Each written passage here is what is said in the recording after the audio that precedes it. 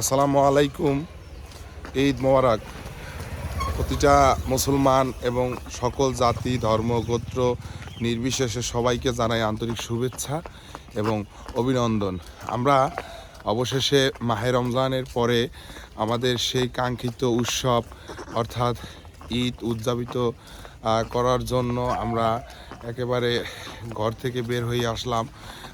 সেই জন্য আমাদের সাথে আছে রাইয়ান এবং রাসান, অর্থাৎ ওরা দুই ভাই। আমি শারীরিক অবস্থা খুব খারাপ, অর্থাৎ পরিশ্রম করছি, কিন্তু তারপরও বসে থাকতে পারলাম না।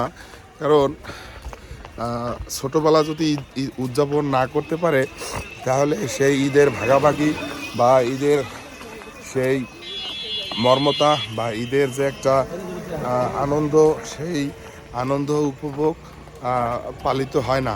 তাই আমরা ঘর থেকে বের হয়ে সবার মাঝে মিলিত হওয়ার জন্য আমরা বের হলাম। তো আমাদের সাথেই থাকুন। আসসালামু আলাইকুম।